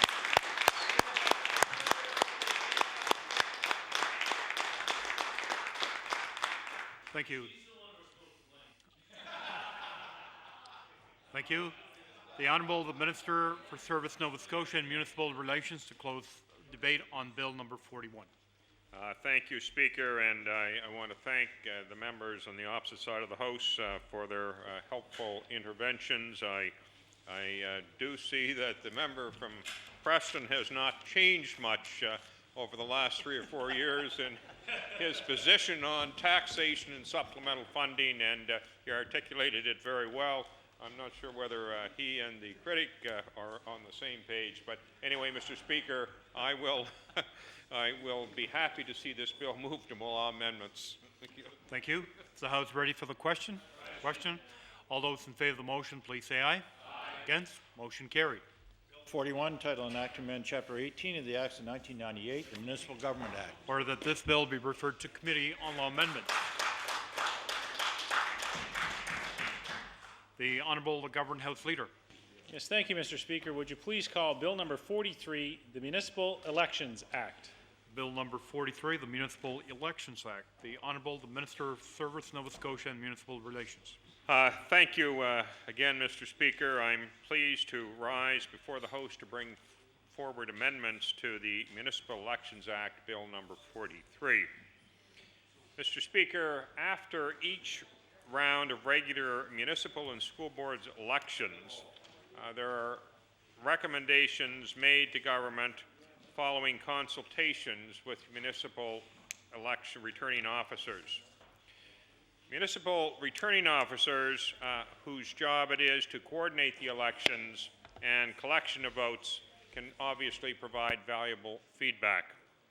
And it is through this feedback, Mr. Speaker, that the Municipal Elections Act is reviewed and refined. During the review process that followed the 2004 municipal election, we consulted with the municipal returning officers and listened to their concerns. And it is those amendments, Mr. Speaker, the changes that they felt were needed to better conduct the municipal elections that are being proposed. And what they do is to make the Act easier to understand and its processes easier to follow. The changes being proposed are ones that give councils more flexibility by allowing more options during the process of public notification. They will align procedures with provincial and federal electoral practices by providing a common language and guidelines for similar processes. They further clarify the term electronic voting. They also define and clarify processes involving school boards elections, and they keep the legislation current. Mr. Speaker, along with these amendments, we are also taking the opportunity to clarify and update some of the language in the Act. Strengthening local government is and will continue to be one of the primary focuses of the initiatives in my department. The amendments being proposed to the Municipal Elections Act represent another step in this process by improving, clarifying, and streamlining election processes for Nova Scotians at the municipal level. Thank you, Mr. Speaker, and with those comments, I now move second reading of Bill number 43, the Municipal Elections Act. Thank you. Chair now recognizes the honourable member for Cole Harbour Eastern Passage. Thank you, Mr. Speaker. And again, it's a pleasure to rise and speak to Bill number 43, an amendment to the revised statutes for the Municipal Elections Act. Again, I want to thank the Minister for bringing this forward. There are certainly many changes in this bill, many of which really are the reality is our housekeeping changes. Certainly antiquated processes, outdated processes, the simplification of the processes in some cases, and better definitions and clarifications. They're all important. The Elections Act is complicated enough without the added burden of this outdated information and unclear definitions. So I think this is many of these are positive moves. This bill, Mr. Speaker, amends the Act to allow electronic voting. HRM has already moved in this direction, and they'll be using this in the upcoming municipal election in the fall of 2008. It's certainly having just completed a recent election, and with the riding of Cole Harbour and Eastern Passage and voters having to again go back to the polls this month, December 15th, for the district of Woodside and Eastern Passage, the vacancy that I left, voting is on their minds, and voter turnout is a big issue. We need to provide every opportunity to our voters, to our citizens, to come out to vote. We all know that it's low, and it's particularly relevant in this era, Mr. Speaker. It's the era of an electronic age. We can't ignore that. It's time to move it forward. Halifax Regional Municipality recognized that. They're moving forward, and this will help. Certainly the citizens, it's recognized that the citizens still need their traditional versions of voting. It's not taking away any of that, but it's adding additional options. In a day as well where many people face mobility challenges, Mr. Speaker, this provides them new opportunities. One concern that needs to be discussed, Mr. Speaker, one that was raised at Council when I was a member, and with electronic voting comes the needs for safeguards. We all know the history of some, or we ask that we reflect on the history of some provincial parties' foray into electronic voting and the potential that exists for abuse, Mr. Speaker. There need to be safeguards for the prevention of fraud, misrepresentation, duplication of voting, illegal access potentially to voting information choices that people are making, the collection of data, for instance, on the internet. that otherwise might not be available. It's all an important part that needs to be incorporated into this move. It's as we move forward, Mr. Speaker, again, I think the rights of voters, their choice to options is the most important part of it. This legislation, I think, does, we support the need for it to be updated, to move that forward. But I can't stress enough, Mr. Speaker, that those safeguards be put in place, that the Law Amendments Committee consider that as it moves forward. But for now, we'll see this go forward, and we support that, Mr. Speaker, and thank you. Thank you.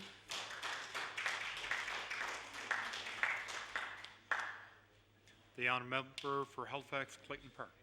Thank you very much, Mr. Speaker, and it's a pleasure to speak on another bill before us today, which is the bill to make amendments to the Municipal Elections Act. Mr. Speaker, there's a number of things that I think are very interesting in these amendments, and certainly recognition throughout of the need to modernize some of the methods that we use in government. This is the year where we're celebrating 250 years of democracy in Nova Scotia, and I can think of no better time than now for us to look at being a more modern democracy and utilizing the tools that are available to us through technology. And simply being in better touch with our electorate, Mr. Speaker. One of the things that I think is interesting is the move towards electronic voting. This was something asked for by the municipalities, as I understand it, and again, in their hopes to engage more people in being active citizens and taking that very primary step of actually casting a vote in a basic election to elect their councillors and municipal officials. And I think that's very important. And Mr. Speaker, I would really be missing a golden opportunity if I didn't mention that here in the House of Assembly, we don't recognize online petitions. So we've done our very best to become more electronically active in terms of business. The business of government, you can pay your tickets online, you can register your car online. We do a lot of those things, Mr. Speaker, but a citizen can't express their view in an online petition and have that be accepted here in the legislature. In other words, it's not recognized as a democratic means of voicing your concerns. And Mr. Speaker, there are many, many petitions we've seen in the last number of years that have been advertised and have been online, and people have been welcome to participate. Not least of which was the government's own online petition to have people sign it to protest the way that Nova Scotia was treated under the Atlantic Accord. And the Premier started his own online petition urging Nova Scotians to cast or let the federal government know how they feel by putting their name on that list of unhappy Nova Scotians who wanted to send a message to the federal government. And yet here in our own House of Assembly, we don't allow members to introduce an online petition. I think that there's a certain element of confusion there, Mr. Speaker, and the fact that we're willing to look here today at electronic voting to increase the participation rate that we have for Nova Scotians when it comes to elections is a step forward, but I think it's also a time for government to reflect on the way that we do business.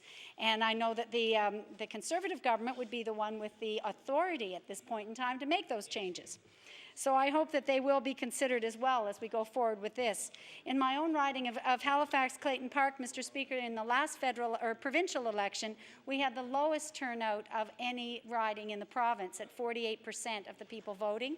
And I think it's a shame. I can tell you it was not related to the effort that the candidates put into that election, because not only did I work hard, but so did the other candidates that were running for election in Halifax Clayton Park, and they were very active. I think everybody would agree. But the fact is that people are disengaged and often don't come out to vote, and it is important that we give them other ways to cast that vote. So I would very much support that introduction of electronic voting, and I hope we look at it provincially as well, perhaps after it's tested in municipal elections. One of the other changes in here, which I thought also modernizes the methods that we're using, is that the requirement to run 2 ads about election dates and times and locations has now been relaxed so that there's only 1 ad required. And that is a recognition that the second advertising can be done somewhere other than in a newspaper. that newspapers are not the primary way that people get information in every case. I still read the newspapers and getting my news that way, but other people are online, or they're on Facebook, or they're on who knows what next year will be invented to get in touch with people. So what this allows is for a municipality to consider whether or not they want to use flyers, which I've heard of one municipality using, a door-to-door notification in a smaller municipality. They could use a big civic sign that would advertise it, where people go by regularly and see that on a signboard. And so they can choose how they want it to use that second ad, and perhaps save the municipality some money in so doing. So I think that that's an important change, just recognizing again that the requirement to advertise in a newspaper may be a little bit outdated. And Mr. Speaker, I think it's important again that we consider in all methods how we can update the business of government, not just to talk about democracy, not to just have a lot of hot air about how we engage people, but let's change the way we do business and the way we run elections so that people will actually sit up and take note and hopefully get involved and see that it's important. A lot of the changes, Mr. Speaker, relate to changes that simply coordinate wording between the act that governed school board elections and what is there for municipal elections. And we've clarified some of the things for school boards, for example, when they have a special election process to fill a vacancy.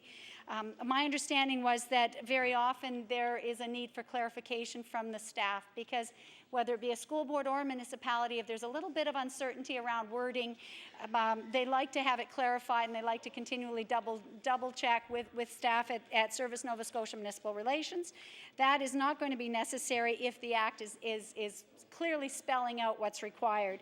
And so the staff that work there are continually updating and looking for those ways where they can make life a little bit easier for the units that are spread out across the province. And that's what they've done in a number of instances here.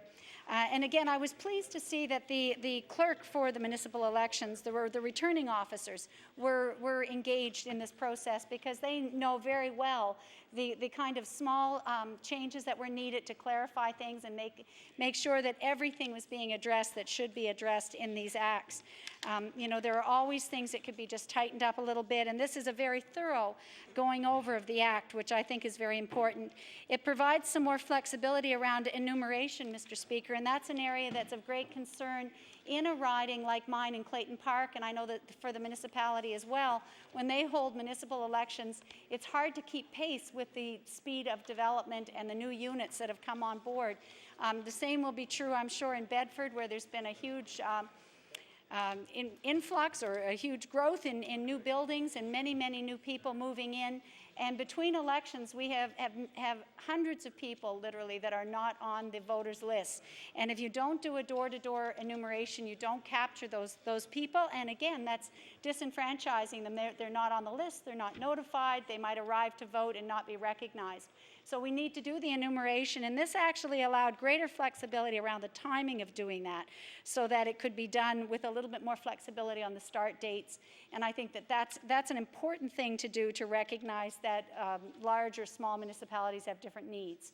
And again, I think we want to ensure that that is done in the most efficient manner, so that people are not left to again, have another reason that they are not voting, because they find that when they arrive at the voting booth, they have to have information which they didn't bring with them. And that's what happens if they don't appear on the list. So those are very important points as well. That's right. So most of these changes, as I say, are dealing with antiquated language, providing a need to just clarify things. Typographical errors have been changed, and I think all of those things are very useful. They clarify things, for example, around whether or not oaths can be given to a candidate, or whether an agent is required to take an oath, things like that. A candidate, it says, can no longer act as an agent in the polling booth or on election day. And that's probably a good thing, just to, again, clarify the roles of the candidate and what is appropriate on election day. And I think that those have come from specific instances where problems have been identified. I noticed that some of the wording has been done specifically to match with the Provincial Elections Act, so that there, again, is that coordination between the two, and I think that as well creates more certainty for the people that are running the elections and involved in that. And Mr. Speaker, I think that overall we see these as important changes. The modernization of our system is my biggest concern, and I hope that we will be looking at adopting some more modern procedures for our provincial elections, as well as supporting the municipalities in their aim to adopt electronic voting and different methods of notification of the election and so on. I think we need to do the same thing here, and I would also suggest that we need to look even further afield, Mr. Speaker, and in your capacity you would have the authority to do so, to look at online petitions which could be used here in the legislature and adopted as another means of contacting and staying responsive to our citizenry. Thank you very much, Mr. Speaker. I look forward to this going to law amendments. The Honourable Member for Halifax Fairview.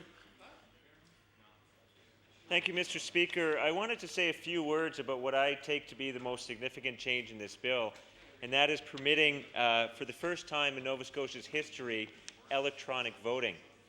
Now, Winston Churchill had some wonderful quotations about democracy, the most famous one being that democracy was the worst possible system except for all the others. One of his other quotations, a little lesser known, is that the best argument against democracy is to talk to the man in the street for 5 minutes, which I thought was a little unfair.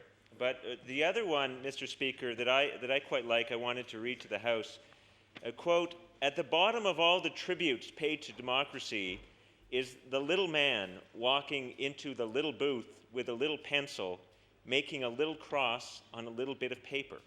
No amount of rhetoric or voluminous discussion can possibly diminish the overwhelming importance of that point."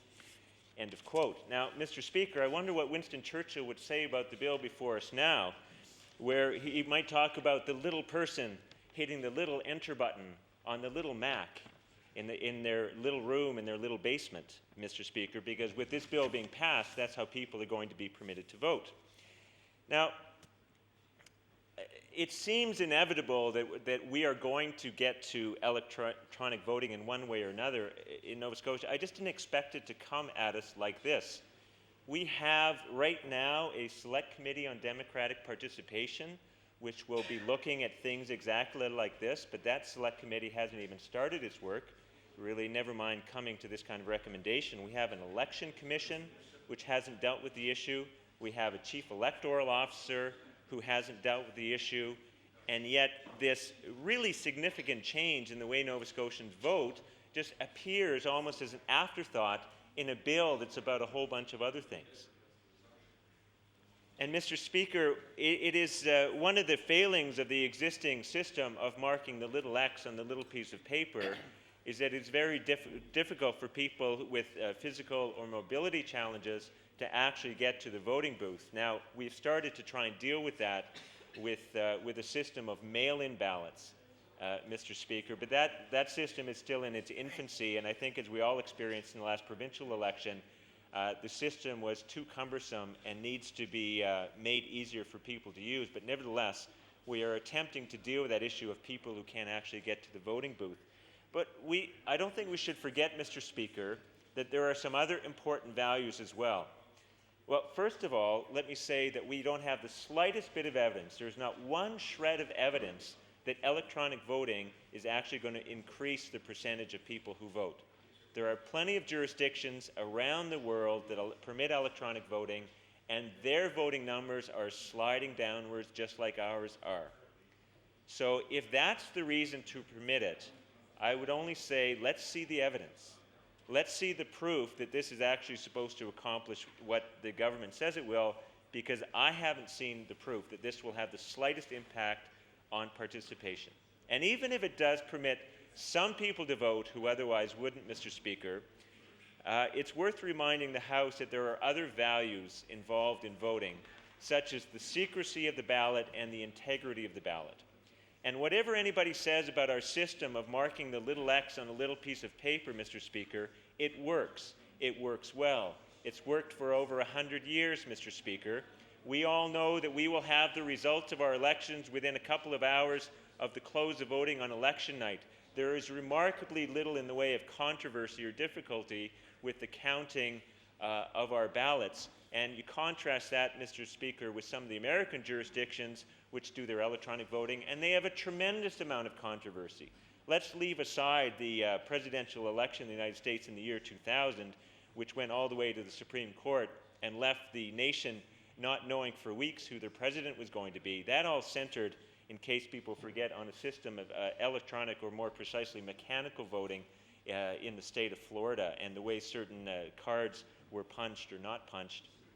And one might say that the fate of international affairs, the leadership of the most powerful country in the world, rested on a system of electronic voting that was showed to be wanting when it was challenged.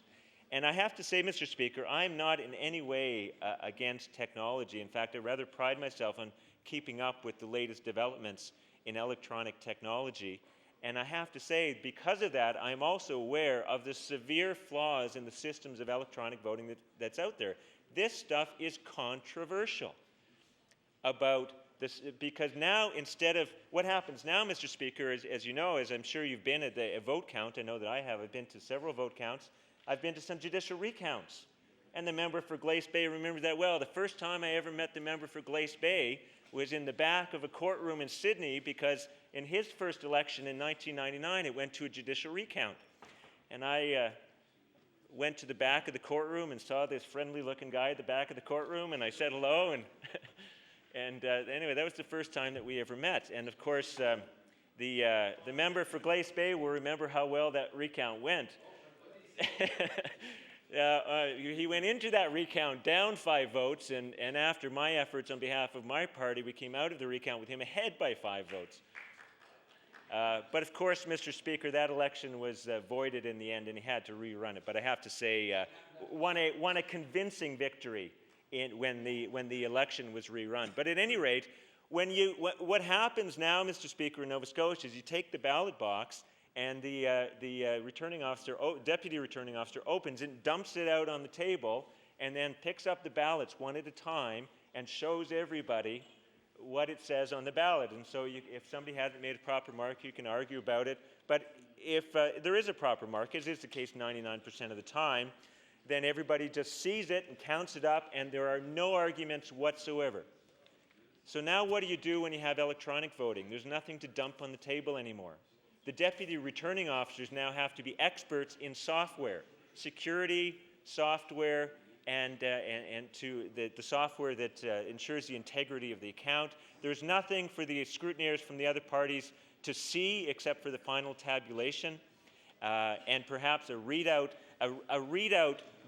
generated by the software, at which the software gives a report on how reliable it believes that it is.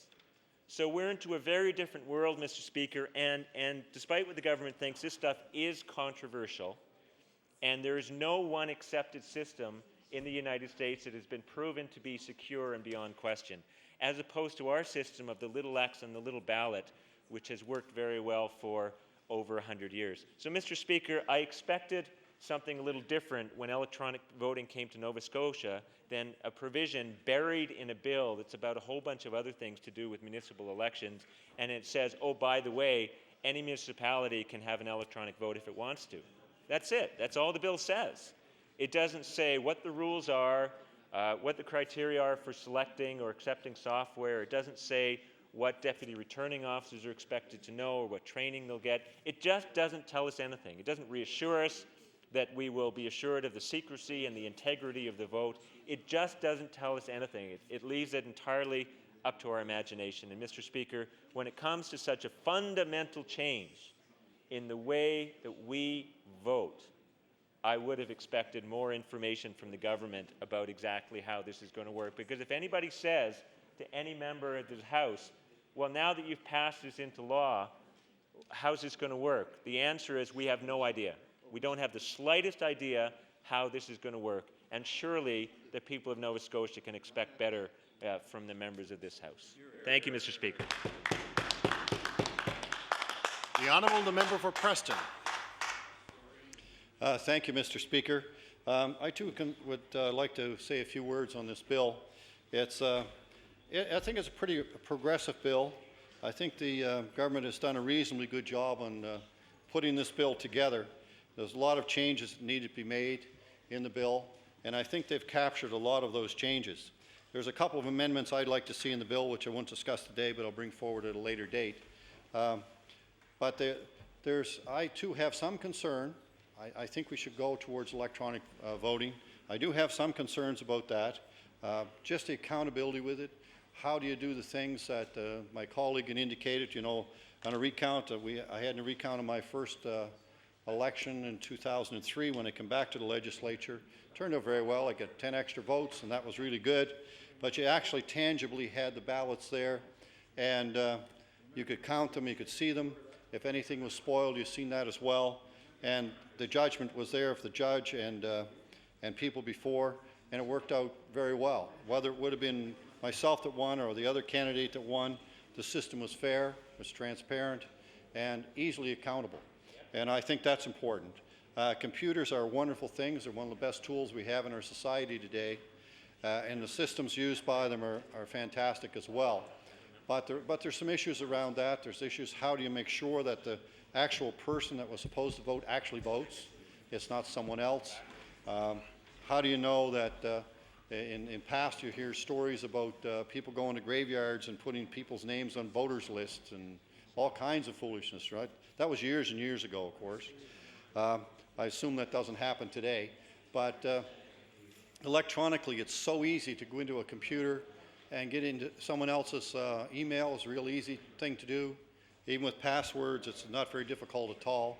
So those are the sort of issues that I have about this. I think it's the way to go long term, but I think before that is really started to be utilized, I don't have any problem with being set in legislation that it can be done, with the proviso probably under regulation that they have to prove that there's a fair way to do this, an accountable way to do it, and to ensure that that afterwards, if there needs to be a recount or recheck the process that it was, make sure that there's a process to find out that the actual person that voted is actually the person that pushed the button and said voiced their opinion regarding that candidate.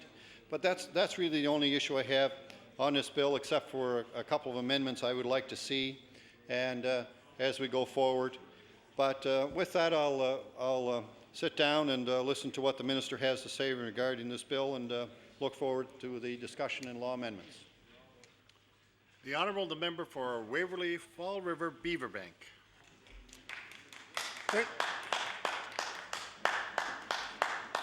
Thank you, Mr. Speaker. I'll be probably, of all the speakers that you heard here today, I'll probably be the briefest of all of them. And I just wanted to remind the House, and certainly for those in the gallery that are listening, for anybody that's home that's watching, is that I recall, and I just want to remind about a little story that happened in the last the last municipal election with respect to the school board seat. The African Nova Scotian school board representative, in particular in Queens. And what I recall is that election for that particular seat was declared invalid because it was determined by one individual who happens to live in Queens, recognized some flaws in the current system. And that individual got up and declared that there's something wrong with this process. The end result, Mr. Speaker, is that this individual, this citizen of Nova Scotia, had to actually go to court. He filed a complaint with the judicial system, and the court system declared that he was correct, that the election was flawed in Queens when it came to the election of the seat for the African Nova Scotian candidate. So knowing that and armed with information like that, if the current system has some flaws in it, that raises a red flag for me, and I hope it raises a red flag for many Nova Scotians about electronic voting.